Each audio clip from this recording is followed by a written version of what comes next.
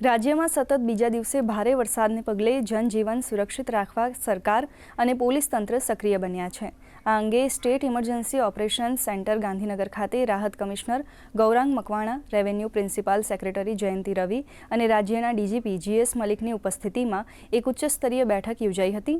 બેઠકમાં અતિવૃષ્ટિગ્રસ્ત વિસ્તારોમાં રાહત અને બચાવ કામગીરીને વધુ વેગ આપવા ચર્ચા કરાઈ હતી। આ દરમિયાન પોલીસ જવાનો અને એનડીઆરએફની ટીમોને સંકલનમાં રાખીને પ્રભાવિત વિસ્તારોમાં તાત્કાલિક સહાય પહોંચાડવા પર વિશેષ ભાર મુકાયો હતો।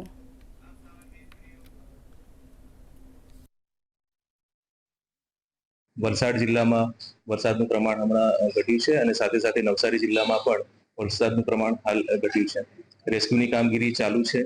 એની સાથે સાથે જે 4 એનડીઆરએફની ટીમ ઓડિશાથી આપણે એરલિફ્ટ કરી અને સુરત ખાતે ઉતારવાના હતા, ત્યાંથી ઓડિશાથી એ ટીમ રવાના થઈ ચૂકી છે અને હાલમાં પણ જિલ્લાઓમાં રેસ્ક્યુની કામગીરી ચાલુ છે। વહીવટીતંત્ર, પોલીસની ટીમો અને આપદા મિત્રો સમગ્ર ટીમ સંકલન કરી એસડીઆરએફ અને એનડીઆરએફની ટીમો સંકલન કરી અને રાહત અને બચાવની કામગીરી કરી રહી છે। આપણે જે પોલીસની ટીમો છે એ પણ બહુ વ્યવસ્થિત રીતે કામ કરી રહી છે। એડમિનિસ્ટ્રેશન પણ સારી રીતે કામ કરી રહ્યા છે। રેસ્ક્યુ એન્ડ રિલીફ ઓપરેશન વ્યવસ્થિત ચાલી રહ્યા છે। તમે જોઈ શકો છો, ઘણા બધા સોશિયલ મીડિયામાં પણ આવે છે, પોલીસના અધિકારીઓ ફિલ્ડ ઉપર છે, બહુ વ્યવસ્થિત રીતે કામ કરીને જે ઓલ્ડ સિનિયર સિટીઝન્સ છે કે બાળકો હોય કે મહિલાઓ હોય એના રેસ્ક્યુ કરવાનું, એના કંઈ ફૂડ પેકેટ્સ પહોંચવાનું છે, એ પણ કામ પોલીસ કરી રહી છે।